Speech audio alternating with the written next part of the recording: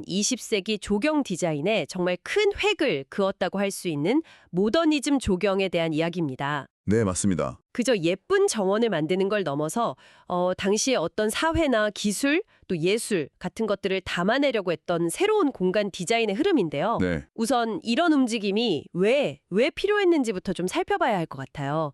그전까지 조경은 어떤 모습이었길래 이런 변화가 필요했던 걸까요? 그 시점까지 서구 조경은 주로 보자르 양식처럼 그런 역사 속의 특정 스타일을 막 재현하거나 아니면 좌우대칭 같은 아주 정형적인 구성을 따르는 게 일반적이었어요. 아, 굉장히 형식적인 느낌이었겠네요. 그렇죠. 잘 가꾸어진 어떻게 보면 좀 권위적이거나 과시적인 그런 공간들이 많았다고 할 수 있죠. 네. 근데 이제 20세기에 들어서면서 건축이나 예술 분야에서 기능 또 합리성 이런 걸 중시하는 모더니즘이 아주 강력하게 대두됩니다. 네, 모더니즘이요. 이런 시대적인 분위기 속에서 조경 분야 역시 더 이상 과거의 어떤 화려함이나 형식미에만 머무를 순 없다. 이런 자각이 생겨난 거죠. 아하. 지금 여기를 살아가는 현대인을 위한 공간은 뭔가 달라야 한다. 이런 요구가 커졌습니다. 자료들을 보니까 특히 그 당시 현대 미술의 영향이 되게 두드러지는 것 같아요. 뭐 큐비즘이라든지 초현실주의 같은 사조들이 언급되는데 이런 좀 추상적이고 때로는 비대칭적인 형태들이 조경가들에게는 어떤 식으로 영감을 주었을지 궁금하네요. 네, 그게 아주 중요했습니다. 단순히 그냥 예쁘게 꾸미는 걸 넘어선 완전히 새로운 디자인 언어를 찾으려고 했던 걸까요? 정확히 그렇습니다. 예를 들어서 피카소나 브라크의 큐비즘 회화를 보면 사물을 여러 각도에서 본 모습을 막 한 회면에 담아내잖아요. 네, 그렇죠. 입체파. 네, 그런 파편화되고 재구성된 형태, 또 뭐 미로나 칸딘스키 그림에 나타나는 그런 유기적이고 자유로운 선 같은 것들이 조경가들한테는 굉장히 신선한 충격을 준 거죠. 아, 자연을 막 사실적으로 묘사하거나 정해진 틀에 맞추는 대신에 훨씬 자유롭고 추상적인 형태로 공간을 구성할 수 있겠다. 이런 가능성을 본 거예요. 그렇군요. 이게 과거의 정형성에서 벗어나려는 아주 중요한 동력이 됐습니다. 그런 시대적인 배경 속에서 이제 모더니즘 조경이라는 새로운 방향을 제시하고 이끌었던 인물들이 있었군요. 네, 있었습니다. 자료에서는 1930년대 하버드 디자인 스쿨의 3명, 이른바 하버드 3인방이라고 불리는 가렛 에크보, 댄 카일리, 제임스 로즈를 핵심 인물로 꼽고 있어요. 네, 맞습니다. 이 세 사람이 아주 중요하죠. 이분들이 기존의 조경 교육, 특히 그 보자르 방식에 강하게 반발했다는 점이 흥미로운데요. 단순히 장식적인 기술이 아니라 조경이 어떤 사회적인 역할까지 해야 한다? 이렇게 주장했다고요? 네, 이분들의 문제의식은 상당히 근본적이었습니다. 그 당시 하버드의 조경교육이라는 게 여전히 과거 유럽의 정원 양식을 그냥 따라하는 데 머물러 있었거든요. 아, 답습하는 수준이었군요. 네, 근데 이들이 이게 급변하는 현대사회의 요구와는 너무 동떨어져 있다. 이렇게 비판을 한 거죠. 네. 조경이 단순히 부자들의 정원을 예쁘게 꾸미는 기술이 아니라 뭐 도시 환경 문제라던가 아니면 평범한 사람들의 생활 공간 개선 같은 이런 사회적인 과제에 기여를 해야 한다고 본 겁니다. 아, 훨씬 더 큰 역할을 받네요. 그렇죠. 그래서 조경을 그냥 미학적인 측면뿐만 아니라 사회학, 생태학, 심리학 이런 다양한 분야하고 연결되는 일종의 과학으로 접근하려고 시도했어요. 공간 디자인을 통해서 사회에 좀 긍정적인 영향을 미치고 싶었던 거죠. 와, 말씀을 듣고 보니 정말 훨씬 더 큰 그림을 그리고 있었네요. 가렛 에크보가 사회적, 환경적 메시지를 디자인에 담으려 했다는 부분도 그런 맥락에서 딱 이해가 됩니다. 네, 맞아요. 캘리포니아의 풀턴몰이나 알코아 포캐스트 정원 같은 작업이 단순한 공간 디자인을 넘어선 어떤 의도를 가졌던 거군요. 그렇습니다. 에크보는 조경이 뭐 사회적 평등이라든지 환경 보존 같은 가치를 실현하는 도구가 될 수 있다. 이렇게 믿었어요. 네. 예를 들면 풀턴 몰 같은 경우는 자동차 중심의 도시 공간을 보행자 친화적인 공공공간으로 바꾸려는 시도였고요. 아, 지금 관점에서도 되게 중요한 시도네요. 그렇죠. 그리고 알코아 포캐스트 정원은 알루미늄 같은 새로운 산업 재료를 활용하면서도 또 자연과의 조화를 모색하는 그런 실험적인 작업이었죠. 그의 작업들은 조경이 어떻게 사회와 소통할 수 있는지를 보여주는 중요한 사례들입니다. 그럼 댄 카일리의 경우는 격자무늬, 그 그리드를 활용한 기하학적 디자인으로 유명하다고 하는데요. 인디애나의 밀러 가든이 대표작으로 꼽히고요. 네, 밀러 가든 아주 유명하죠. 근데 듣기에는 기하학적이라고 하면 오히려 전통적인 정원과 비슷하게 좀 딱딱할 수도 있을 것 같은데 어떤 점이 달랐던 걸까요? 좋은 질문입니다. 카일리가 사용한 그리드는요. 그 과거 정원들의 아주 엄격하고 대칭적인 그런 격자 패턴하고는 좀 달랐어요. 네. 훨씬 유연하고 비대칭적으로 활용을 했습니다. 마치 현대 추상화처럼 선과 면을 막 분할하고 중첩시키면서 공간의 어떤 깊이감이나 리듬감을 만들어냈죠. 아, 비대칭적인 그리드군요. 그렇죠. 밀러 가든을 보면 나무들이 일정한 간격으로 심겨서 그리드를 형성하긴 하는데 그 사이를 자유롭게 거닐 수 있는 산책로나 수로가 비대칭적으로 배치가 돼 있어요. 네네. 그래서 질서 속에서도 어떤 자유로움이나 예측 불가능한 즐거움을 느낄 수 있도록 설계를 한 겁니다. 이게 바로 모더니즘적인 해석이라고 할 수 있어요. 정형화된 틀을 사용하되 그걸 새롭게 변주하는 방식이죠. 제임스 로즈는 자신의 집을 실험적인 조경 공간으로 만들었다고 하니 이분은 좀 더 개인적이고 실존적인 차원에서 조경을 탐구했던 것 같네요. 네, 맞아요. 제임스 로즈는 조경이 개인의 삶, 그러니까 일상과 얼마나 밀접하게 연결될 수 있는지 여기에 집중했습니다. 그는 뉴저지에 있는 자신의 집과 정원, 그 제임스 로즈 센터를 마치 살아있는 실험실처럼 사용하면서 어떤 고정된 디자인 계획보다는 시간이 지나면서 계속 변화하고 발전하는 그런 공간을 만들고자 했어요. 아, 계속 바뀌는 공간이요? 네, 즉흥성, 변화, 개인적인 경험 이런 요소들을 아주 중요하게 생각했죠. 그의 작업은 모더니즘 조경이 어떤 거대 담론뿐만 아니라 아주 지극히 개인적인 영역에도 적용될 수 있다는 걸 보여줍니다. 이 하버드 3방이 이론적이고 실험적으로 모더니즘 조경의 기틀을 다졌다면 이게 실제로 많은 사람들의 삶 속으로 파고들게 된 데에는 또 다른 인물의 역할이 결정적이었던 것 같습니다. 네, 그렇죠. 자료들은 2차 세계대전 이후 캘리포니아를 중심으로 한 교회 주택 문화의 확산과 함께 토마스 처치의 역할을 강조하고 있는데요. 아, 토마스 처치. 빼놓을 수 없죠. 가원은 사람을 위한 것이라는 그의 철학이 이 흐름을 딱 잘 요약해 주는 것 같아요. 토마스 처치는 모더니즘 적용을 그야말로 대중화시킨 인물이라고 해도 과언이 아닙니다. 그는 하버드 3인방보다는 좀 더 실용적이고 사람들의 실제 생활에 초점을 맞췄어요. 네. 그 전후 미국 사회가 경제 성장과 함께 교외 지역의 중산층 주택이 막 급격히 늘어나던 시기였거든요. 네, 베이비붐 세대랑 맞물려서요. 네, 처치는 바로 이 새로운 주거 환경에 딱 맞는 정원 모델을 제시한 거죠. 그는 정원이 더 이상 그냥 바라보기만 하는 장식품이 아니라 가족들이 나와서 놀고 쉬고 손님도 맞이하는 말 그대로 생활 공간이 되어야 한다고 생각했습니다. 그의 대표작인 도넬 가든 1948 사진을 보면 정말 파격적이에요. 특히 그 유명한 신장 모양 수영장, 키드니 형태요. 아, 네네. 그건 당시로서는 굉장히 혁신적인 형태였을 것 같아요. 주변의 자연 풍경하고도 되게 매끄럽게 연결되는 모습이 인상적이고요. 네, 도넬 가든은 발표되자마자 정말 센세이션을 일으켰습니다.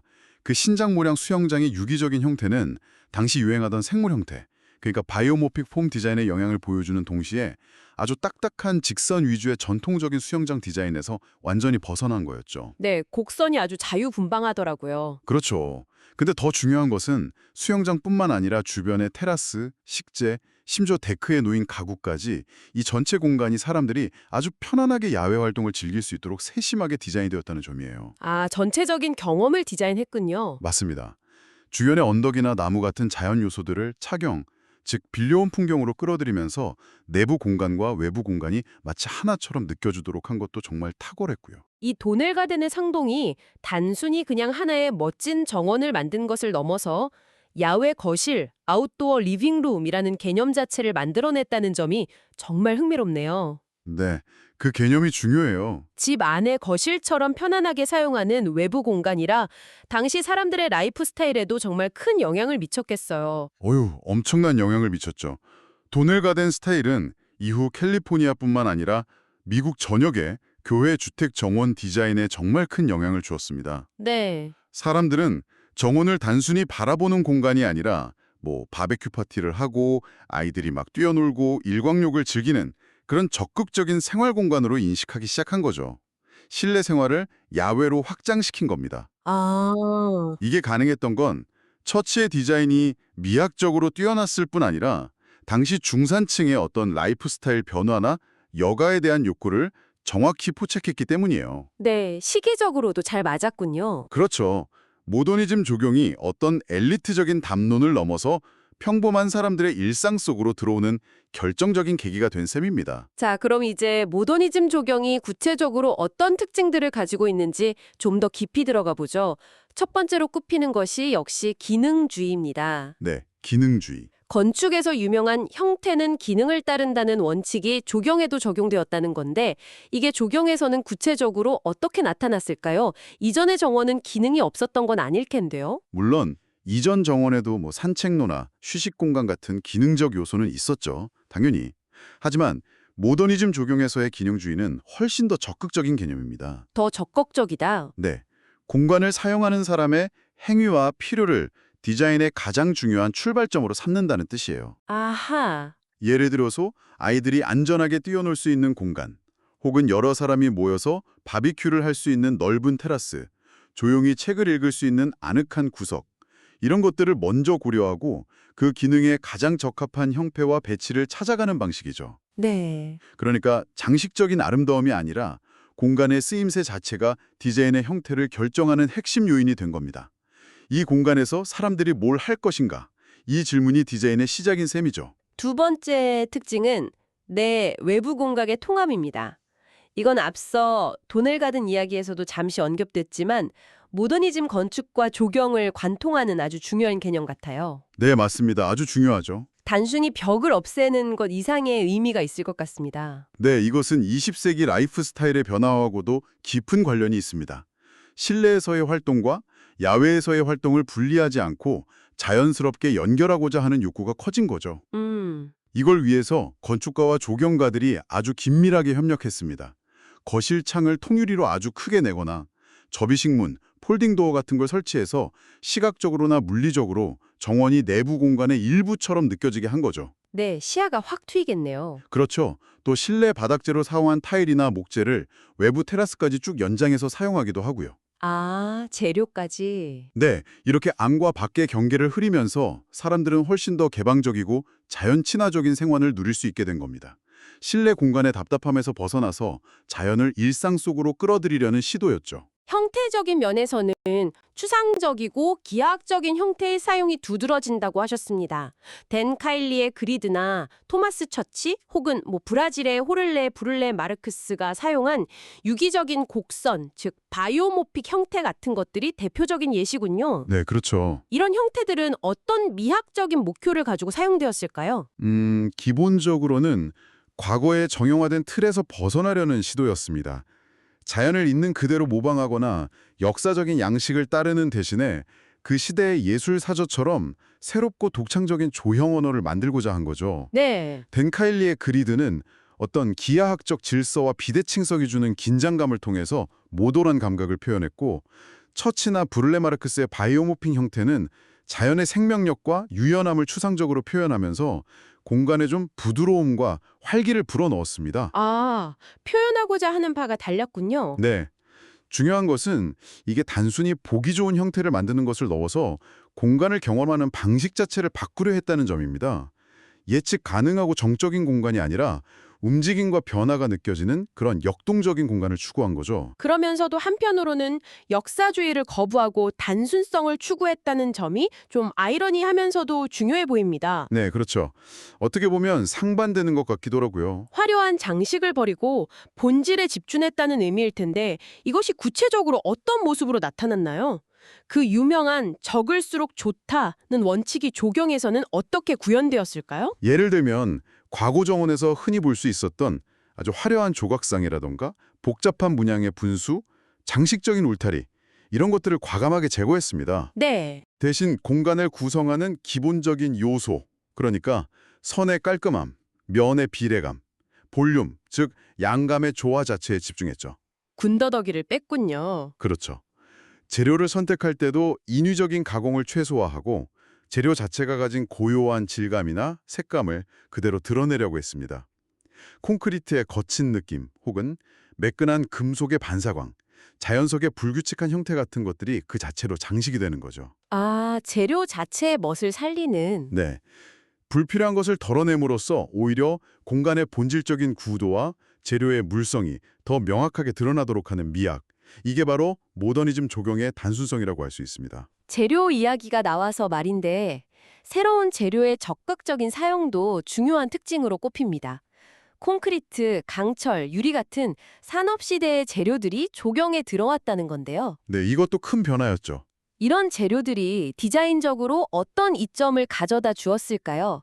전통적인 돌이나 나무와는 다른 어떤 가능성을 열어주었을까요? 이 새로운 재료들은 모더니즘 조경가들이 추구했던 아주 깔끔하고 기하학적인 형태를 구현하는 데 매우 효과적이었습니다. 네. 콘크리트는 원하는 형태로 비교적 자유롭게 만들 수 있고, 강철은 아주 가늘면서도 강한 구조를 만들 수 있죠. 유리는 내부와 외부를 시각적으로 연결하는데 핵심적인 역할을 했고요. 네, 확실히 다르네요. 이런 재료들은 또 대량 생산이 가능해서 비용 효율적이기도 했고 내구성도 뛰어났습니다. 이건 실용성과 경제성을 중시했던 모더니즘의 정신과도 잘 맞아떨어졌죠. 음. 또 이런 인공적인 재료들을 자연적인 요소인 식물이나 물과 대비시켜 사용하면서 독특한 미적 효과를 만들어내기도 했습니다. 아, 대비 효과요? 네, 차가움과 따뜻함, 직선과 곡선, 인공과 자연의 대비를 통해서 공간에 어떤 긴장감과 흥미를 더한 거죠. 마지막 특징으로 식물의 예술적 활용이 언급됩니다.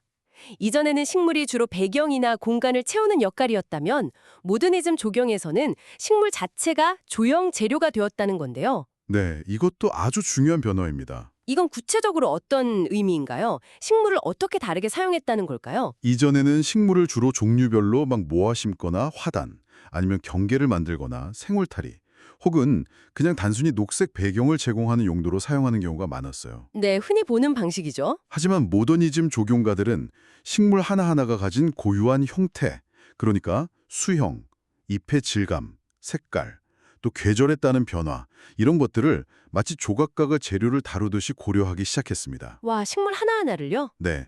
예를 들어 형태가 아주 독특한 나무 한 그루를 빈 공간에 딱 심어서 그 자체로 시선을 집중시키는 조각품처럼 활용하거나, 아니면 키가 다른 여러 종류의 풀을 함께 심어서 바람에 흔들리는 모습이나 질감의 대비를 즐기기도 했습니다. 네. 또 색깔이 다른 식물들을 기하학적인 패턴으로 심어서 마치 추상화 같은 느낌을 연출하기도 했고요. 아, 그림처럼요? 그렇죠.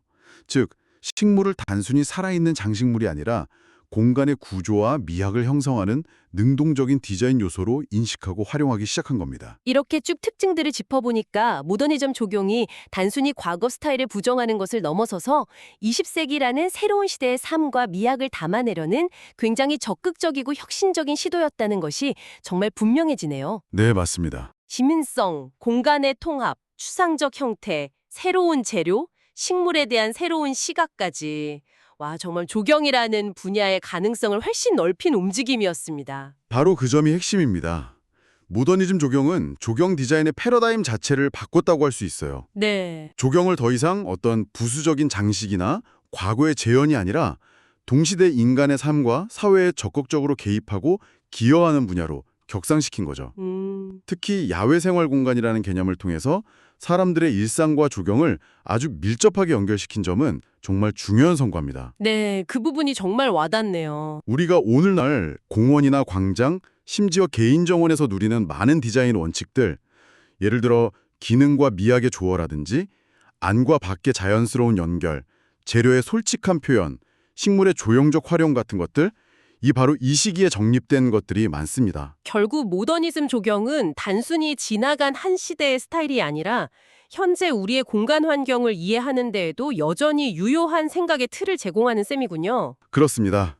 현대 조경 디자인의 DNA 안에 모더니즘의 유전자가 아주 깊숙이 각인되어 있다고 볼 수 있죠. 네. 물론 이후에 포스트 모더니즘이라든가 생태주의 같은 다양한 흐름들이 등장하면서 모더니즘 조경에 대한 비판과 반성도 있었지만, 그것이 남긴 근본적인 질문들, 예를 들어 조경은 인간의 삶과 어떤 관계를 맺어야 하는가, 이 시대에 맞는 공간 언어는 무엇인가 같은 질문들은 여전히 유효합니다. 듣고 보니 어쩌면 우리 주변의 공간들을 모더니즘 조경의 관점에서 다시 한번 살펴보는 것도 굉장히 흥미로운 경험이 될 것 같아요. 아, 좋은 생각입니다. 과연 이 공간은 지금 우리의 삶을 잘 반영하고 있는지, 기능과 형태는 조화로운지, 이런 질문을 던져보는 거죠. 모더니즘 조경가들이 20세기의 삶을 고민하면서 새로운 공간을 만들었듯이 21세기를 살아가는 우리에게 필요한 공간은 또 어떤 모습이어야 할지 좀 생각해보게 되네요.